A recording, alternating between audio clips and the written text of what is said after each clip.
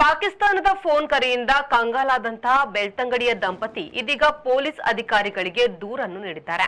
ಈ ಬಗ್ಗೆ ಒಂದು ವರದಿ ಇದೆ ನೋಡಿ. ಬೆಳ್ತಂಗಡಿ ತಾಲೂಕಿನ ಪಟ್ರಮೆ ಗ್ರಾಮದ ದಂಪತಿಗಳಿಗೆ ಫೋನ್ ಮಾಡಿ ನಿಮ್ಮ ಮಗ ರೇಪ್ ಕೇಸಿನಲ್ಲಿ ಸಿಕ್ಕಿ ಹಾಕಿಕೊಂಡಿದ್ದಾನೆ, ನೀವು ಏನಾದರೂ ಮಾತುಕತೆ ಮಾಡಿ ಮುಗಿಸಿ ಎಂದು ಹೇಳಿದಾಗ ತಾಯಿಯು ಗಾಬರಿಗೊಂಡು ತನ್ನ ಗಂಡನಿಗೆ ಮೊಬೈಲ್ ಕೊಟ್ಟು ಮಾತನಾಡಿಸಿದಾಗ ಮಗನ ಕೈಯಲ್ಲಿ ಫೋನ್ ಕೊಡಿ ಎಂದಾಗ ಅತ್ತ ಕಡೆಯಿಂದ ಅಳುವ ಶಬ್ದ ಕೇಳಿಸಿತು. ಆಗ ಗಾಬರಿಗೊಂಡ ದಂಪತಿಗಳು ಮಗ ಹೋಗುವ ಶಾಲೆಯಲ್ಲಿ ವಿಚಾರಿಸಿದಾಗ ಆತ ತನ್ನ ಶಾಲೆಯಲ್ಲಿಯೇ ಇರುವುದು ಗಮನಕ್ಕೆ ಬಂದಿದೆ. ಆಗ ದಂಪತಿಗಳಿಗೆ ಇದೊಂದು ಅನಾಮಧೇಯ ವ್ಯಕ್ತಿಗಳು ಫೋನ್ ಮಾಡುವುದೆಂದು ಗೊತ್ತಾಗಿ ಕೂಡಲೇ ಧರ್ಮಸ್ಥಳ ಪೊಲೀಸರಿಗೆ ವಿಚಾರ ತಿಳಿಸಿದ್ರು. ನೋಡಿ, ಈ ತರ ಕಾಲ್ ಬರ್ತದೆ. ಇದು ಇಲ್ಲಿ ನೋಡಿ, ಇವರು ಪೊಲೀಸ್ನವರು, ಇವರ ಫೋಟೋ ಇದೆ. ಇವ್ರು ಯಾರು ಪೊಲೀಸ್ ಅಂತ ಗೊತ್ತಿಲ್ಲ. ಈ ಪೊಲೀಸ್ ನೋಡಿ, ಇದು +92 ಇದೆ ನೋಡಿ, ನಂಬರ್ +92 3 ಸರ್ತಿ ಕಾಲ್ ಬಂದಿದೆ. ಇದು ಪಾಕಿಸ್ತಾನದ್ದೇ ಕೋಡ್ ನಂಬರ್. ಇದು ನಿನ್ನೆ ಒಂದು 10:30ಗೆ 10:33 ಆಗಿದೆ, ಒಂದು ಕಾಲ್ ಬಂತು, ವಾಟ್ಸಪ್ ಕಾಲ್ ಬಂದು ನೀವು ವೈಫ್ ಅಲ್ವಾ ಅಂತ ಕೇಳಿದರು. ಹೌದು ಅಂದೆ ಹಿಂದಿಯಲ್ಲಿ. ಮತ್ತು ನಿಮ್ಮ ಮಗ ಅದಲ್ವಾ ಅಂತ ಕೇಳಿದ್ರು. ಹೌದು, ಯಾಕೆ ಅಂತ ಕೇಳಿದೆ. ನಿಮ್ಮ ಮಗನನ್ನು ಅರೆಸ್ಟ್ ಮಾಡಿದ್ದೇವೆ, ಅವನು ರೇಪ್ ಕೇಸಲ್ಲಿ ಸಿಕ್ಕಾಕೊಂಡಿದ್ದಾನೆ, ನೀವು ಏನಾದರೂ ಕಾಂಪ್ರಮೈಸಿಗೆ ಬರ್ತೀರಾ ಅಂತ ಕೇಳಿದ್ರು. ಅದಕ್ಕೆ ನಾನು ಎಂಥ ಕಾಂಪ್ರಮೈಸ್, ನೀನು ಫ್ರಾಡ್ ಅಂತೇಳಿ ನಾನು ಕಾಲ್ ಕಟ್ ಮಾಡಿದೆ. ಅಷ್ಟರಲ್ಲಿ ಕೂಡ ಕಾಲ್ ಬಂತು, ನಿಮಗೆ ಪೊಲೀಸ್ನವರ ಕಾಲನ್ನೇ ಕಟ್ ಮಾಡುವಷ್ಟು ದಮ್ಮುಂಟ ನಿಮಗೆ, ನಿಮ್ಮ ಮಗ ಸೇಫಾಗಿ ಮನೆಗೆ ಬರಬೇಕಾ ಬೇಡವಾ, ನೀವು ಏನಾದರೂ ಕಾಂಪ್ರಮೈಸ್ಗೆ ಬರ್ತೀರಾ ಹೇಳಿ ಅಂತ ಹೇಳಿದರು. ಅದಕ್ಕೆ ನಾನು ನನ್ನ ಹಸ್ಬೆಂಡ್ ಹತ್ರ ಫೋನ್ ಕೊಟ್ಟೆ. ಅವ್ರು ಹೇಳಿದರು ನಮ್ಮ ಮಗನ ಹತ್ರ ಮಾತಾಡಿಸಿ ಅಂತ. ಅಷ್ಟೊತ್ತಿಗೆ ಆಯಿತು ಅಂತೇಳಿ ನನ್ನ ಮಗನೇ ಅಳುವಾಗೆ ಸೌಂಡು ಆಚೆಯಿಂದ, ಅವನದು ಸ್ವಲ್ಪ ದಪ್ಪ ಸ್ವರ, ಅದೇ ಥರ ಅವನ ವಾಯ್ಸೇ. ನನಗೆ ಅವನನ್ನು ಯಾರಾದರೂ ಬಸ್ಸಿಂದ ಆಚೆ ಕರ್ಕೊಂಡು ಹೋಗಿ ಏನಾದ್ರು ಮಾಡ್ತಿದ್ದಾರೆ ಅಂತ ನನಗೆ ಭಯ. ಮತ್ತು ಇವ್ರು ಹೇಳಿದರು, ನನ್ನ ಮಗ ಮಂಗಳೂರಲ್ಲಿ ಕಲಿಯೋದಂತ ಹೇಳಿದರು. ಅದಕ್ಕೆ ಅವರಿಗೆ ಬ್ಯಾಂಗ್ಳೂರು ಅಂತ ಕೇಳಿತದು. ಅವರು ಹೌದು, ನಾವು ಬ್ಯಾಂಗ್ಳೂರು ಪೊಲೀಸ್ ಸ್ಟೇಷನಿಂದಲೇ ಮಾತಾಡೋದು, ಬ್ಯಾಂಗ್ಳೂರು ಪೊಲೀಸ್ ಸ್ಟೇಷನಲ್ಲೇ ಇದ್ದಾರೆ ಅಂತ ಹೇಳಿದರು. ಅದಕ್ಕೆ ಮತ್ತೆ ನಾನು ಆವಾಗಲೂ ಫೋನ್ ಕಟ್ ಮಾಡಿದೆ. ಅಂದರೆ ನನಗೆ ಕಾಲೇಜಿಗೆ ಫೋನ್ ಮಾಡಬೇಕಿತ್ತು, ಮಗ ಅಲ್ಲಿದ್ದಾನ ಅಂತ ಕೇಳಬೇಕಿತ್ತು, ಭಯ ಆಗ್ತದಲ್ಲ ನನಗೆ. ಹಾಗೆ ಮತ್ತು ಅವರು ಪುನಃ ವಾಪಸ್ ಕಾಲ್ ಮಾಡಿದರು. ಆಗ ನಾನು ಹೇಳಿ, ಎಂತ ಆಗಬೇಕು ನಿಮಗೆ, ನೀವು ಸುಳ್ಳು ಮಾತಾಡೋದು ಅಂತ, ನೀವು ನಮ್ಮನ್ನೇ ಸುಳ್ಳು ಫ್ರಾಡ್ ಅಂತ ಹೇಳ್ತೀರಾ, ಪೊಲೀಸ್ನವರನ್ನೇ ಫ್ರಾಡ್ ಹೇಳ್ತೀರಾ, ನಿಮ್ಮ ಮಗ ರೇಪ್ ಮಾಡಿ ಅರೆಸ್ಟ್ ಆಗಿದ್ದಾನೆ ಇಲ್ಲಿ, ಅಲ್ಲಿ ಅವನು ಬೇರೆ ನನ್ನ ಅಮ್ಮನ ಹತ್ರ ಮಾತಾಡಿ ಅವರೆಂಥ ಕಾಂಪ್ರಮೈಸ್ಗೂ ಬರ್ತಾರೆ, ನೀವು ಅಮ್ಮನ ಹತ್ರ ಮಾತಾಡಿ ಅಂತ ನಿಮ್ಮ ವಾಟ್ಸಪ್ ನಂಬರ್ ಕೊಟ್ಟದ್ದು ನಮಗೆ ಅಂತ ಹೇಳಿದರು. ಅದಕ್ಕೆ ನಾನು ಹೇಳಿದೆ, ಆಯಿತು ಸರಿ, ನಂದು ಅಣ್ಣ ಪೊಲೀಸ್ ಇದ್ದಾರೆ ಬ್ಯಾಂಗ್ಳೂರಲ್ಲಿ, ಅವರಿಗೆ ನಿಮ್ಮ ನಂಬರ್ ಕೊಡ್ತೇನೆ ಅಂತ ಹೇಳಿದೆ. ಅಷ್ಟೊತ್ತಿಗೆ ಫೋನ್ ಕಟ್ ಮಾಡಿದರು. ಆಮೇಲೆ ಕಾಲ್ ಬರಲಿಲ್ಲ. ಇಲ್ಲ, ಅವರು ಡೀಟೇಲ್ಸ್ ಕೊಡಲಿಲ್ಲ. ಅವರು ನಾವು ಪೊಲೀಸ್ ಸ್ಟೇಷನಿಂದ ಅಂತ ಹೇಳಿದರು. ಯಾವ ಪೊಲೀಸ್ ಸ್ಟೇಷನ್ ಅಂತ ಕೇಳಿದ್ದಕ್ಕೆ ಹೇಳಲಿಲ್ಲ. ಮತ್ತು ನಾವು ಮಂಗಳೂರಲ್ಲಿ ಕಲಿಯೋದು ಅಂತ ಹೇಳಿದ್ದಕ್ಕೆ ಆವಾಗ ಬ್ಯಾಂಗ್ಳೂರಿದ್ದು ಪೊಲೀಸ್ ಸ್ಟೇಷನಿಂದ ಅಂತ ಹೇಳಿದರು. ಮತ್ತು ನಾನು ಗೂಗಲಲ್ಲಿ +92 ಅದು ಕೋಡ್ ನಂಬರ್, ಅದು +92 ನಾನು ಎಲ್ಲಿ ಅಂತ ಗೂಗಲಲ್ಲಿ ಸರ್ಚ್ ಮಾಡಿದೆ, ಅದು ಪಾಕಿಸ್ತಾನದ ತೋರಿಸ್ತಾ ಉಂಟು. ಅದು ನಂಬರ್ ಕೂಡ ಉಂಟು ನನ್ನ ಹತ್ರ. ಇಲ್ಲ, ದುಡ್ಡಿಗೆ ಅಂದರೆ ಕಾಂಪ್ರಮೈಸ್ ಅಂತ ಹೇಳಿದರು. ನೀವು ಕಾಂಪ್ರಮೈಸ್ಗೆ ಬರ್ತೀರಾ ಅಥವಾ ನಿಮ್ಮ ಮಗನನ್ನು ನಾವು ಜೈಲಿಗೆ ಹಾಕುದಾ ಅಂತೆಲ್ಲ ಹೇಳಿದರು. ಇವರು ಆಗ ಕಾಂಪ್ರಮೈಸ್ ಎಂತ, ನಮ್ಮ ಫಸ್ಟ್ ಮಗನ ಹತ್ರ ಮಾತಾಡಿಸಿ ಆಮೇಲೆ ನೋಡುವ ಕಾಂಪ್ರಮೈಸ್ಗೆ ಎಂತ ಅಂತ ನೋಡುವ ಅಂತ ಅಂದರು. ನನ್ನ ವಾಟ್ಸಪ್ ನಂಬರ್ ಇದು ನಾನು ಸ್ಕೂಲ್ದು ಗ್ರೂಪ್ಗೆ ಮಾತ್ರ ಕೊಡೋದು, ಮತ್ತು ಬೇರೆ ನಾನು ನಂಬರ್ನವ್ರು ಯಾರಿಗೂ ಕೊಟ್ಟಿಲ್ಲ ವಾಟ್ಸಪ್ ನಂಬರ್. ಮತ್ತು ಅವರದ್ದೇ ನಂಬರ್ ಕೊಡೋದು. ಕಾಂಟ್ಯಾಕ್ಟ್ ನಂಬರ್ಗೆ ಈಗ 10th ಮಾರ್ಕ್ ಇದ್ದದೆಲ್ಲ ಎಕ್ಸಾಮ್ ಆಗುವಾಗೆಲ್ಲ ಅವರದ್ದೇ ಕೊಟ್ಟದ್ದು ನಂಬರ್. ನಂದು ಸ್ಕೂಲ್ ಗ್ರೂಪ್ಗಳಿಗೆಲ್ಲ ಮಾತ್ರ ಕೊಟ್ಟಿರೋದು ನಂಬರ್, ಮಕ್ಕಳಿಗೆ ಸ್ಕೂಲ್ಗೆ ಬೇಕಲ್ಲ. ಹಾಗಾಗಿ ಇದು ಹೇಗೆ ಸೋರಿಕೆ ಆಗಿದೆ ಗೊತ್ತಿಲ್ಲ. ಅದು ಬೇರೆ, ನನ್ನ ಗಂಡನ ಹೆಸರು ಗೊತ್ತುಂಟು, ನನ್ನ ಮಗನ ಹೆಸರು ಗೊತ್ತುಂಟು, ನನ್ನ ಹೆಸರು ಗೊತ್ತಿಲ್ಲ. ಅದು ಹೇಗೆ ಅಂತ ಅದೇ ಯೋಚನೆ ಆಗೋದು. ಈಗ ಮಕ್ಕಳನ್ನ ನಾನು ಹೇಗೆ ಸೇಫ್ ಅಂತ ಅಂದ್ಕೊಳ್ಳೋದು. ಅಲ್ಲಿ ಈಗ ಮಕ್ಕಳನ್ನ ಅಮ್ಮ ಅಪ್ಪ ಹುಷಾರಿಲ್ಲ ಅಂತೇಳಿ ಏನಾದ್ರು ಕರ್ಕೊಂಡು ಹೋಗಿ ಏನಾದ್ರು ಮಾಡಿದರೆ ಅಂತ ಅದೇ ಭಯ. ನಾವು ಕಂಪ್ಲೇಂಟ್ ಮಾಡಿದ್ದೇವೆ. ಅವರಂದ್ರಂತೂ ಈ ಥರದ್ದು ಸುಮಾರು ಬರ್ತದೆ, ನೀವು ಅದನ್ನೆಲ್ಲ ತಲೆಗೆ ಹಾಕ್ಕೋಬೇಡಿ, ಅದು ಕಾಲ್ ತೆಗಿಬೇಡಿ, ಬ್ಲಾಕ್ ಮಾಡಿ ಅಂತ ಹೇಳ್ತಾರೆ. ಅದು ಕೂಡ ಕಂಪ್ಲೇಂಟ್ ತೊಗೊಂಡಿದ್ದೇವೆ ಅಂತ ಒಂದು ರಿಸಿಪ್ಟ್ ಏನು ಕೊಟ್ಟಿಲ್ಲ ಪೊಲೀಸ್ ಸ್ಟೇಷನಲ್ಲಿ, ಧರ್ಮಸ್ಥಳದಲ್ಲಿ ಕಂಪ್ಲೇಂಟ್ ಮಾಡಿದ್ದೇವೆ ನಾವು. ಆದರೆ ಸ್ವಲ್ಪ ಕರೆಕ್ಟಾಗಿ ಇದನ್ನು ಇದು ಮಾಡಬೇಕು. ಇಲ್ಲ ನಾನು ಇದು ಮಾಡಿದೆ, ಬಾಕಿ ಕೆಲವು ಅಪ್ಪ ಅಮ್ಮಂದಿರು ನೇಣು ಹಾಕ್ಕೊಂಡು ಸಾಯುವಂಥ ಕೆಲಸ ಅಲ್ಲ ಇದು. ಒಂದು ಮರ್ಯಾದೆ ಹೋಗೋ ಪ್ರಶ್ನೆ. ರೇಪ್ ಅಂದರೆ ಎಂತ ಇವಾಗ ಅರ್ಥ ಅದರದ್ದು? ನಾನು ಹೇಳೋದಿಷ್ಟೇ, ಅಂದರೆ ಇವಾಗ ಒಂದು ವೇಳೆ ಹಿಂದಿಯಲ್ಲಿ ಮಾತಾಡಿದರೆ ನಿಮಗೆ ಹಿಂದಿ ಬರುವುದಿಲ್ಲ ಅಂತಲೇ ಹೇಳಿ, ಕನ್ನಡದಲ್ಲೇ ಮಾತಾಡಿ. ಅವರು ಆದರೆ ಕನ್ನಡದಲ್ಲಿ ಮಾತಾಡಲಿ. ಮತ್ತು ನೀವು ಪೊಲೀಸ್ ಸ್ಟೇಷನ್ಗೆ ನಾವು ಬರ್ತೇವೆ ಅಂತ ಹೇಳಿ ದುಡ್ಡೊಂದು ಕಟ್ಟಲಿಕ್ಕೆ ಹೋಗಬೇಡಿ. ಮತ್ತು ಯಾವುದೇ ನಂಬರು OTP ಯಾವುದನ್ನು ಇದು ಮಾಡಲಿಕ್ಕೆ ಹೋಗಬೇಡಿ, ಯಾರಿಗೂ ದುಡ್ಡು ಸೆಂಡ್ ಮಾಡಲಿಕ್ಕೆ ಹೋಗಬೇಡಿ. ಮತ್ತು ಕನ್ನಡದಲ್ಲೇ ಮಾತಾಡಿ. ಮತ್ತು ಪೊಲೀಸ್ ಸ್ಟೇಷನ್ಗೆ ಬರ್ತೇವೆ ಅಂತ ಹೇಳಿ, ಆ ಥರ ಮಾತಾಡಿ. ಮತ್ತು ಸಡನ್ನ ಇನ್ನು ಎದುರ್ಕೊಂಡು ಏನಾದ್ರು ಹೆಚ್ಚು ಕಮ್ಮಿ ಮಾಡ್ಕೊಳ್ಳೋದು ಬಾರ್ದು. ನನಗೂ ಒಮ್ಮೆ ಅದೇ ಥರ ಒಮ್ಮೆ ಉಸಿರುಗಟ್ಟದಾಗೆ ಆಗಿದೆ. ನನಗೆ ಕೂಡ ಮಗನಿಗೆ ಈ ಥರ ಆಗಿದೆ ಅಲ್ಲ, ಏನಾಯಿತು, ಅವನೊಂದು ನಿಜವಾಗಿ ಪಾಪ ಅವನು ನನ್ನ ಮಗ. ಏನು ಇದು ಹುಚ್ಚು ಕಟ್ಟೋದಿಲ್ಲ ಜಾಸ್ತಿ. ನೀವು ಯಾರ್ದಾದ್ರು ಫೋನ್ ಬಂದರೆ ಕಟ್ ಮಾಡಿ ಬ್ಲಾಕ್ ಮಾಡಿ, ಇಲ್ಲಾಂದ್ರೆ ಮಾತಾಡಿದರು ಅವರು ಹಿಂದಿಯಲ್ಲಿ ಮಾತಾಡಿದ್ರೆ ನನಗೆ ಹಿಂದಿ ಬರೋದಿಲ್ಲ ಕನ್ನಡದಲ್ಲಿ ಮಾತಾಡಿ ಅಂತ ಹೇಳಿ. ಹೆಚ್ಚಾಗಿ ಹಿಂದಿಯಲ್ಲೇ ಬರೋದು ಕಾಲ್, ಹಿಂದಿಯವರೇ ಮಾತಾಡೋದು. ಹೌದು, ನಾನು ಕಾಲೇಜಿದ್ದು ಅವನ ಟೀಚರ್ಗೆ ಕಾಲ್ ಮಾಡಿದೆ. ಕಾಲ್ ಮಾಡಿ ಈ ಥರ ನನಗೆ ಕಾಲ್ ಬರ್ತಾ ಉಂಟು ಸರ್, ಒಮ್ಮೆ ಕ್ಲಾಸಿಗೆ ಬಂದಿದ್ದಾನ ನೋಡಿ, ಅವನು ಕ್ಲಾಸಲ್ಲಿ ಇದ್ದಾನ ಅಂತ ಒಂದು ನೋಡಿ ಅಂತ ಹೇಳಿದೆ. ಅವರು ಕೂಡಲೇ ಅವರ ಕ್ಲಾಸ್ ಬಿಟ್ಟು ಅಲ್ಲಿ ಹೋಗಿ ನೋಡಿದರು. ನೋಡಿ ಆದಮೇಲೆ ಇಲ್ಲ ಮ್ಯಾಮ್, ನೀವು ಅದು ಫ್ರಾಡ್, ನೀವೇನು ಟೆನ್ಷನ್ ಆಗಬೇಡಿ, ಇವನು ಇಲ್ಲಿ ಸೇಫ್ ಇದ್ದಾನೆ, ಅಂಥದ್ದು ಪೊಲೀಸ್ ಬಂದದ್ದು ಎಂಥ ಇನ್ಸಿಡೆಂಟ್ ನಡೀಲಿಲ್ಲ ನಮ್ಮ ಕಾಲೇಜಲ್ಲಿ ಅಂತ ಹೇಳಿದರು. ನಿಮ್ಮ ಮಗ ಈ ಥರ ಒಂದು ರೇಪ್ ಕೇಸಲ್ಲಿ ಸಿಕ್ಕಿಬಿದ್ದಿದ್ದಾನೆ, ನಾವು ಈಗಲೇ ಅರೆಸ್ಟ್ ಮಾಡ್ತೇವೆ, ನೀವು ಒಂದೋ ಕಾಂಪ್ರಮೈಸಿಗೆ ಬನ್ನಿ ಅಂತ ತುಂಬ ಒತ್ತವಾಗಿ ಬೆದರಿಕೆ ಮುಖಾಂತರ ಮಾತಾಡ್ತಿದ್ದಾರೆ. ಅದು ನಾನೇನು ಕೇರ್ ಮಾಡಲಿಲ್ಲ. ನಾನು ಹೇಳಿದೆ ಅವನು ಹೋಗೋದು ಮಂಗಳೂರು ಕಾಲೇಜು ಅಂತ. ಹೌದೌದು, ನಾವು ಇಲ್ಲೇ ಬೆಂಗಳೂರಲ್ಲಿ ಹಿಡ್ದದ್ದು ಅವನನ್ನು ಅಂತ ಹೇಳಿದೆ. ನಮಗೆ ಆಗಲೇ ಕನ್ಫರ್ಮ್ ಆಯಿತು ಇದು ಮೋಸ ಅಂತೇಳಿ. ಮತ್ತು ಮಗನ ಹತ್ರ ಮಾತಾಡಿಸು ಅಂತ ಹೇಳಿದೆ.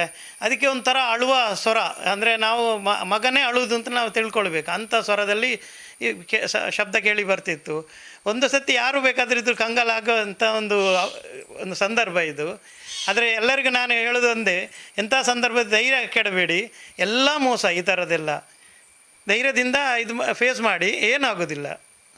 ಅದೇ ಈಗ ಸೋಷಿಯಲ್ ಮೀಡಿಯಾ ಅಂದರೆ ಫೇಸ್ಬುಕ್ ಎಲ್ಲ ಉಂಟಲ್ಲ, ಅದರಲ್ಲೊಬ್ಬರು ಅಮೇರಿಕಾದವರೊಬ್ಬರು ಫ್ರೆಂಡ್ ಆದರು ಒಂದು 3 ತಿಂಗಳ ಹಿಂದೆ, ಗ್ಯಾಬ್ರಿಯಲ್ ಅಂತೇಳಿ ಒಬ್ಬರನ್ನು. ನಾನು ಒಂದು ಅಮೇರಿಕಾದೊಂದು ಫ್ರೆಂಡ್ ಸಿಕ್ಕಿದ್ರಲ್ಲ ಅಂತ ಖುಷಿಯಲ್ಲಿದ್ದೆ. ಅಂದರೆ ಮಾಮೂಲಿಯಾಗಿ ಮೆಸೇಜ್ ಮಾಡಿಕೊಂಡು ಮಾತಾಡ್ಕೊಂಡಿದ್ದೆವು, ಕಾಲ್ ಮಾತಾಡ್ತಿದ್ದೆವು. ಆಮೇಲೆ ನಿನ್ನ ಇಂಡಿಯಾಕ್ಕೆ ಬರ್ತೇನೆ, ನಾನು ಇಂಡಿಯಾಕ್ಕೆ ಬಂದಿಲ್ಲ, ಎಲ್ಲಿಗೆ ಬರಬೇಕು ಅಂತೆಲ್ಲ ಕೇಳಿದರು. ನಾನು ಹೇಳಿದೆ ನಮ್ಮದು ನಿಯರೆಸ್ಟ್ ಏರ್ಪೋರ್ಟು ಮಂಗಳೂರು ಏರ್ಪೋರ್ಟು ಅಂತ. ಆದರೆ ನಾನು ಡೆಲ್ಲಿಗೆ ಬಂದು ನಿಮಗೆ ಕಾಲ್ ಮಾಡ್ತೇನೆ ಅಂತ ಹೇಳಿದರು. ಆಮೇಲೆ ಡೆಲ್ಲಿದ್ದು ಟಿಕೆಟ್ ತಗೊಂಡದ್ದು ಫೋಟೋ ಕಳಿಸಿದ್ರು ನನಗೆ. ನಾನು ಮಾತ್ರ ಅದರ ಬಗ್ಗೆ ನನಗೆ ನಂಬಿಕೆ ಇರಲಿಲ್ಲ. ನಾನೊಬ್ಬರು ನಮ್ಮ ಫ್ರೆಂಡ್ ಇದ್ದಾರೆ ಏರ್ಪೋರ್ಟ್ ಇದರಲ್ಲಿ, ಅವರಿಗೆ ಕಳಿಸಿದೆ. ಅವರು ಅದನ್ನು ಚೆಕ್ ಮಾಡಿ ಇದು ಫೇಕ್ ಟಿಕೆಟ್ ಅಂತ ಹೇಳಿದರು. ಆಮೇಲೆ ಮರುದಿವಸ ಬೆಳಿಗ್ಗೆ ಅವರು ಅರೈವಲ್ ಟೈಮಲ್ಲಿ ಇದು ಡೆಲ್ಲಿ ಏರ್ಪೋರ್ಟಿಂದ ನಾವು ಫೋನ್ ಮಾಡ್ತಿದ್ದೇನೆ, ಒಂದು ಲೇಡಿ ಒಬ್ಬರು ಕಾಲ್ ಮಾಡಿ ನಿಮ್ಮ ಫ್ರೆಂಡ್ ಬಂದಿದ್ದಾರೆ, ತಗೊಳ್ಳಿ ಮಾತಾಡಿ, ಅವರು ಸ್ವಲ್ಪ ಪ್ರಾಬ್ಲಮಲ್ಲಿದ್ದಾರೆ ಅಂತ. ಎಂಥ ಪ್ರಾಬ್ಲಮ್ ಅಂತ ಕೇಳಿದೆ. ಅದಕ್ಕೆ ಅವರು ಹೇಳಿದ್ರು, ನಾನು ಅಮೌಂಟ್ ಜಾಸ್ತಿ ತಂದಿದ್ದೆ, ಅದನ್ನು ಇಲ್ಲಿ ಸೀಸ್ ಮಾಡಿದ್ದಾರೆ, ನನಗೀಗ ಅದು ಕ್ಲಿಯರೆನ್ಸ್ ಆಗಬೇಕಾದ್ರೆ ನನಗೆ ನೀನು 50,000 ಕಟ್ಟಬೇಕು ಅಂತೇಳಿ, ಇಂಡಿಯನ್ ಕರೆನ್ಸಿಲಿ ನೀನು ಕಟ್ಟಬೇಕು ಅಂತೇಳಿ ಹೇಳ್ತಿದ್ದಾರೆ, ಹೆಲ್ಪ್ ಮಾಡು ಪ್ಲೀಸ್, ನಾನು ಸೇವ್ ಮಾಡು, ಬಚಾವ್ ಮಾಡು ಅಂತ ಬೊಬ್ಬೆಡಿದ್ರು. ಮತ್ತು ಪುನಃ ಆ ಲೇಡಿ ಕಾಲ್ ಅವ್ರ ಹತ್ರ ಕೊಡಲಿಕ್ಕೆ ಹೇಳಿದೆ. ಅವರು ಹಾಗೆ ಹೇಳಿದರು, ನೀವು 50,000 ಈಗಲೇ ಕಟ್ಟಿ, ನಾನೀಗ ಗೂಗಲ್ ಪೇದು ನಂಬರ್ ಕಳಿಸ್ತೇನೆ. ಅವ್ರದ್ದು ಒಂದು ಎಷ್ಟು $10 ಎಷ್ಟೇ ಹೇಳಿದ್ರು. ಅಂದರೆ ನಮ್ಮ ಇಂಡಿಯನ್ ಕರೆನ್ಸಿಯಲ್ಲಿ ಒಂದು 80 ಲಕ್ಷ ರೂಪಾಯಿ. ಫುಲ್ಲು ಮೋಸ ಇದು ಮಾತ್ರ. ನನಗೆ ಆಗಲೇ ಗೊತ್ತಾಯಿತು. ನಾನು ನಂಬರನ್ನು ಕೂಡಲೇ ಬ್ಲಾಕ್ ಮಾಡಿಟ್ಟೆ ಅಷ್ಟೇ. ಆನಂತರ ಅದರದ್ದು ಬರಲಿಲ್ಲ ಆ ಥರ. ಅದೇ ಇಂಥ ವಿಚಾರದಲ್ಲಿ ಹೇಳೋದಿದ್ರೆ ಎಜುಕೇಟೆಡೇ ಇದರಲ್ಲಿ ಸಿಕ್ಕಿ ಬೀಳೋದು, ಇಂಥ ಫ್ರಾಡಕ್ಕೆ ಇದರಲ್ಲೆಲ್ಲ. ಅದು ಅಂದರೆ ಆಲೋಚನೆ ಮಾಡಿದರೆ ಅಪ್ಪ ಮುಂದುವರಿತಾರೆ. ನನ್ನ ಫ್ರೆಂಡೇ ಒಬ್ಬ SBI ಬ್ಯಾಂಕಿಂದ ನಿಮ್ಮದು ಇದು ಅಕೌಂಟು ಕ್ಲಿಯರ್ ಎಂಥದ್ದು ಲಾಕ್ ಆಗಿದೆ, ನಿಮ್ಮದು OTP ಒಂದು ಬರ್ತದೆ, ಅದನ್ನು ಹೇಳಿ ATM ಬ್ಲಾಕ್ ಆಗಿದೆ, OTP ಒಂದು ಹೇಳಿ ಅಂತೇಳಿ ಅವರು ಬ್ಯಾಂಕಿಂದ ಕಾಲ್ ಬಂತು ಅಂತೇಳಿ ಸತ್ಯ ಅವರು ಹೇಳಿದರು. ತಕ್ಷಣ ಅವ್ರದ್ದು 60,000 ರೂಪಾಯಿ ದುಡ್ಡು ಹೋಗಿದೆ. ಅಂದರೆ ಎಜುಕೇಷನ್ ಇದ್ದವರು ಇದರಲ್ಲಿ ಸಿಕ್ಕಿ ಬೀಳೋದು. ಆಲೋಚನೆ ಮಾಡದೆ ತಕ್ಷಣ ಬ್ಯಾಂಕ್ನವ್ರು ಹೇಳಿದರು ಅಥವಾ ಪೊಲೀಸ್ನವ್ರು ಹೇಳಿದ್ರು ಅಂತ ಮುಂದುವರಿತಾರೆ. ಆ ಥರ ಮಾಡಬೇಡಿ. ಯಾವುದೇ ಫೋನ್ ಬಂದರೂ 1 ನಿಮಿಷ ಅದನ್ನು ಆಲೋಚನೆ ಮಾಡಿ, 2 ಜನಕ್ಕೆ ಫೋನ್ ಮಾಡಿ ಅಥವಾ ಸ್ಟೇಷನಿಗೆ ಫೋನ್ ಮಾಡಿ, ಸರ್ ಹೀಗೆ ಕಾಲ್ ಬಂದಿದೆ, ಏನು ಮಾಡೋದು ಅಂತ ಒಂದು ವಿಚಾರ ಇನ್ನೊಬ್ಬರ ಹತ್ರ ಕೇಳಿಕೊಂಡೇ ಮುಂದುವರಿಯಿರಿ ಅಂತ ನನ್ನ ಒಂದು ಸಜೆಷನ್. ಅದೇ ಈಗೀಗ ಮಕ್ಕಳನ್ನು ಮುಂದಿಟ್ಕೊಂಡು, ಅಂದರೆ ನಾವು ಅವರನ್ನು ಹಿಡಿದಿದ್ದೇವೆ, ಅವರನ್ನು ಬ್ಲ್ಯಾಕ್ ಮೇಲ್ ಮಾಡಿ ಏನಾದರೂ ಮಾಡಿ ನಮ್ಮನ್ನು ದುಡ್ಡು ಬೇಕಿಸುವಂಥ ಒಂದು ಕೆಲಸ ನಡೀತಾ ಉಂಟು. ಯಾವುದೇ ಕಾರಣಕ್ಕೂ ನಾವು ಅದಕ್ಕೆ ಜಗ್ಗಬಾರದು. ಯಾಕಂದರೆ ಮಕ್ಕಳು ಎಲ್ಲಿ ಹೋಗಿದ್ದಾರೆ ಅಲ್ಲಿದ್ದು ಕಾಂಟ್ಯಾಕ್ಟ್ ನಂಬರ್ ಎಲ್ಲ ನಾವು ಹಿಡ್ಕೊಳ್ಬೇಕು. ಈಗ ನಿಮ್ಮ ಮಕ್ಕಳನ್ನು ಹಿಡಿದಿದೆ ಅಂತ ಅಂದ ತಕ್ಷಣ ನಾವು ನಾವು ಕಾಲೇಜ್ ಅಥವಾ ಸ್ಕೂಲಿಗೆ ಫೋನ್ ಮಾಡಿ ನಮ್ಮ ಮಕ್ಕಳಲ್ಲಿ ಸೇಫ್ ಆಗಿದ್ದಾರೆ ಅಂತ ಫಸ್ಟ್ ತಿಳ್ಕೊಳ್ಬೇಕು ನಾವು. ಅದು ಬಿಟ್ಟು ನಾವು ಹೆದರಿಕೊಂಡು ತಕ್ಷಣ ಹಣ ಕಟ್ಟಿದರೆ ನಮ್ಮ ದುಡ್ಡು ನಾವು ಕಳ್ಕೊಂಡಾಗೆ ಆಗ್ತದೆ. ಅದರ ಬಗ್ಗೆ ಎಲ್ಲ ಪ್ಯಾರೆಂಟ್ಸ್ ಜಾಗ್ರತೆ ಆಗಿರಬೇಕು ಅಂತ ಹೇಳಲಿಕ್ಕೆ ಬಯಸ್ತೇನೆ ಅಷ್ಟೇ. ಆದರೆ ಈ ನಂಬರ್ ಪಾಕಿಸ್ತಾನದ್ದಾಗಿದ್ದು ಇದರ ಹಿಂದೆ ಯಾರ್ಯಾರು ಇದ್ದಾರೆ ಎಂದು ತನಿಖೆ ವೇಳೆ ಗೊತ್ತಾಗಬೇಕಿದೆ. ಸತೀಶ್, ವಿ4 ನ್ಯೂಸ್, ಬೆಳ್ತಂಗಡಿ.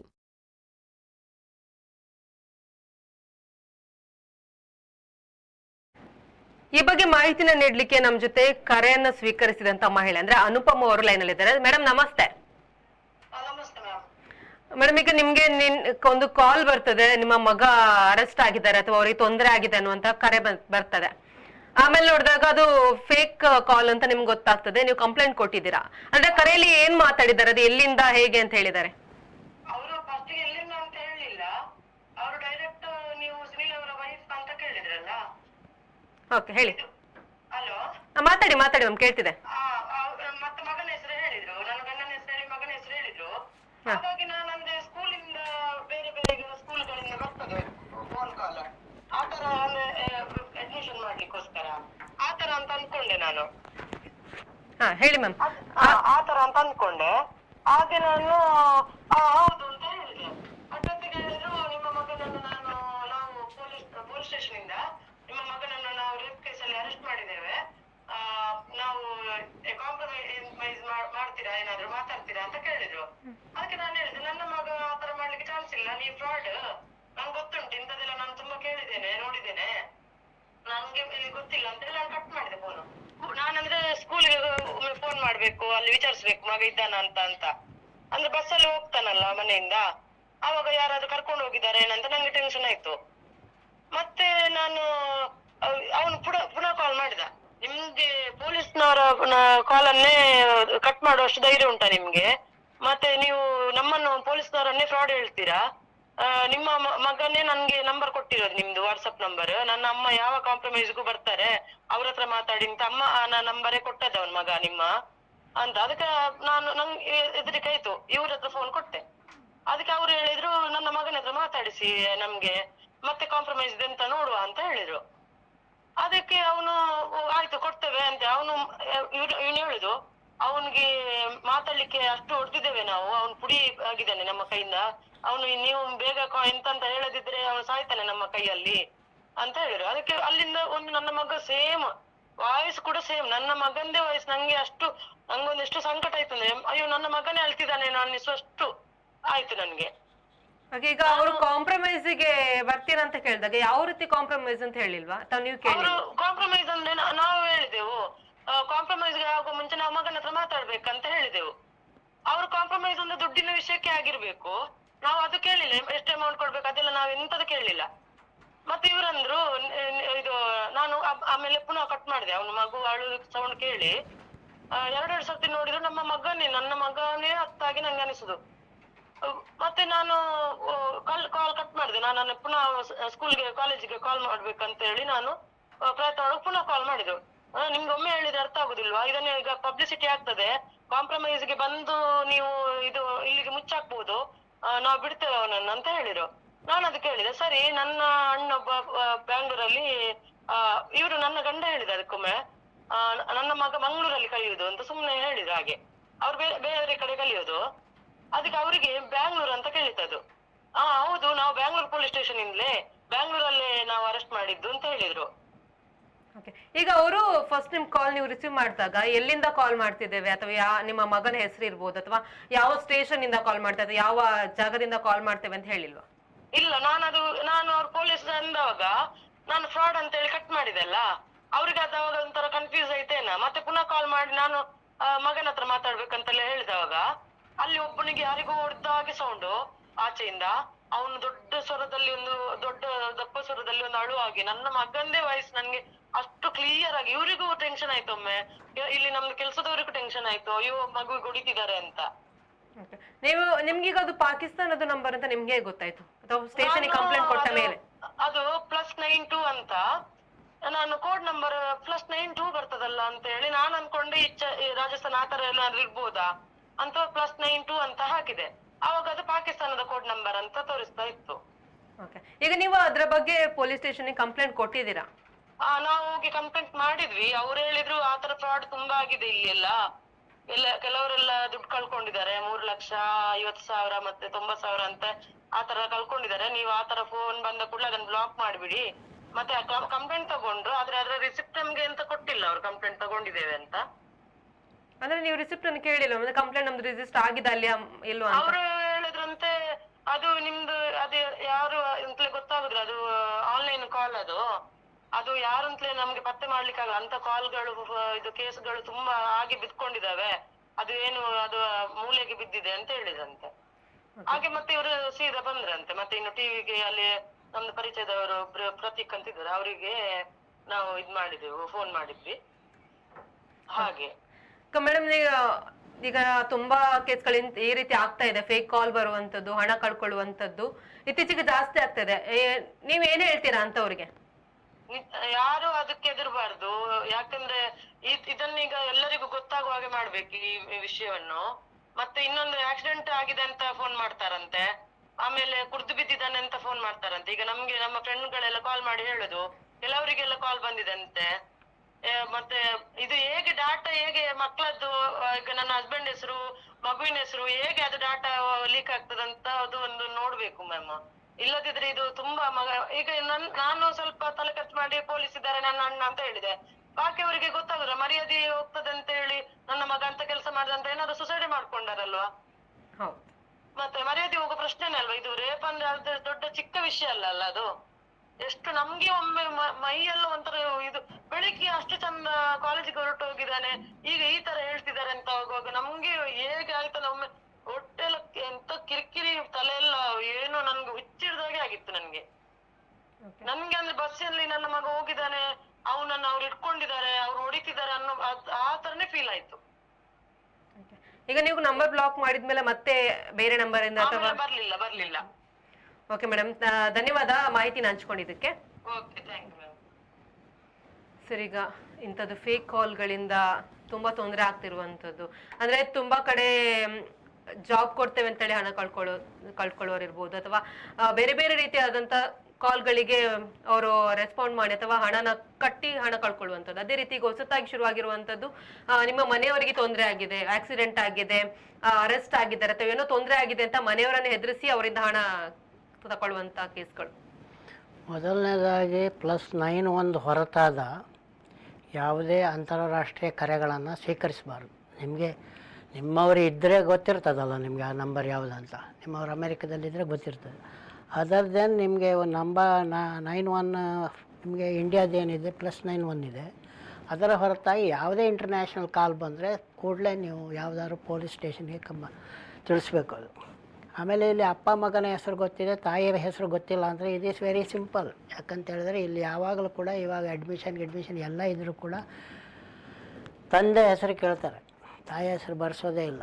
ಹಾಗಾಗಿ ತಂದೆ ಹೆಸರು ಮತ್ತು ಸ್ಟೂಡೆಂಟ್ ತಂದೆ ಹೆಸರು ಲೀಕ್ ಆಗ್ತದೆ. ಲೀಕ್ ಮಾಡುವಂಥದ್ದು ವಿಧಾನ ಅಂತ ಹೇಳಿದ್ರೆ ಬೇರೆ ಬೇರೆ ವಿಧಾನದಲ್ಲಿ ಲೀಕ್ ಮಾಡ್ತಾರೆ. ಯಾಕಂದರೆ ಈಗ ಎಲ್ಲ ಯಾವುದೇ ಅಡ್ಮಿಷನ್ ಇರ್ಬೋದು, ಅರ್ಜಿ ಇರ್ಬೋದು, ಅದು ಬಂದು ಆನ್ಲೈನಲ್ಲಿ ಪ್ರಕಟ ಆಗ್ತದೆ, ಕಂಪ್ಯೂಟರ್ನಲ್ಲಿ ಸ್ಟೋರ್ ಆಗ್ತದೆ. ಕಂಪ್ಯೂಟರ್ ಹ್ಯಾಕ್ ಮಾಡೋದು ಮತ್ತು ಸ್ಟೋರ್ಗಳನ್ನು ಕದಿಯುವಂಥದ್ದು ಇವಾಗ ಎಲ್ಲಿಂದ ಎಲ್ಲಿಗೆ, ಒಂದು ಅಮೆರಿಕದ ಒಂದು ಮೂಲೆಯಲ್ಲಿ ಕೂತ್ಕೊಂಡು ಮಂಗಳೂರಿನ ಯಾವುದೋ ಮೂಲೆಯಲ್ಲಿರುವಂಥ ಕಂಪ್ಯೂಟರ್ನ ಒಂದು ಡೇಟಾವನ್ನು ಕೂಡ ಇವತ್ತು ಗಮನಿಸಲಿಕ್ಕಾಗ್ತದೆ.